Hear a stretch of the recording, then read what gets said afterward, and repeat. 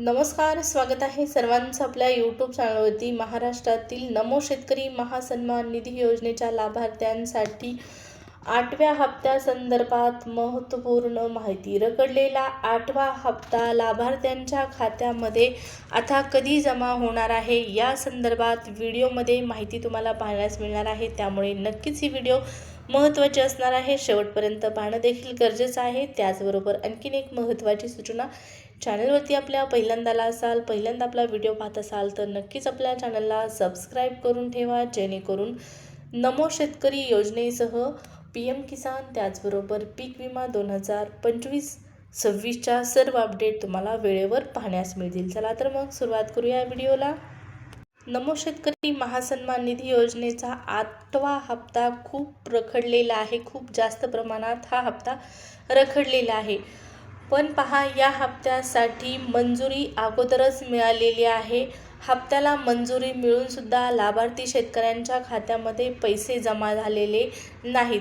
त्यातच आता अधिवेशनादरम्यान, अर्थसंकल्पीय अधिवेशनादरम्यान नमो शेतकरी महासन्मान निधी योजना आणि PM किसान योजना लाभार्थी शेतकऱ्यांसाठी महत्त्वपूर्ण माहिती देण्यात आलेली आहे. आणि या माहितीमध्ये सांगण्यात आलेलं आहे की PM किसान योजनेच्या लाभार्थ्यांची संख्या कमी करण्याचं जे महत्त्वपूर्ण कारण होतं, 2019 नंतर शेती खरेदी केलेल्या शेतकऱ्यांचा किंवा 2019 नंतर शेती नावावर असणाऱ्या शेतकरी बांधवांना या योजनेतून अपात्र ठरवण्यात येत होतं. त्यामुळेच काय होतं, साहजिकपणेच नमोचा हप्ता तुमचा जर बाद झाला, हप्ता म्हणजेच योजनेतून जर तुम्हाला काढून टाकण्यात आलं, तर नक्कीच PM किसान योजनेतून सुद्धा तुम्हाला आपोआपपणे वगळण्यात येत होतं.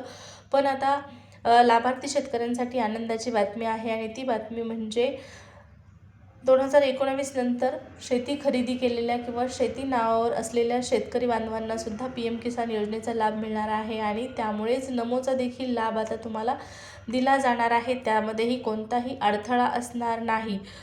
आता PM किसान योजनेचा 22वा हप्ता आणि नमोचा 8वा हप्ता या संदर्भात राज्य सरकार आणि केंद्र सरकारकडून महत्त्वपूर्ण निर्णय म्हणजे काय तर पहा, केंद्र सरकारच्या माध्यमातून सांगण्यात येत आहे, PM किसान योजनेचा जो हप्ता आहे तो होळीच्या शुभमुहूर्तावर 3 मार्चला जमा करण्यात येईल अशी शक्यता वर्तवण्यात आलेली आहे.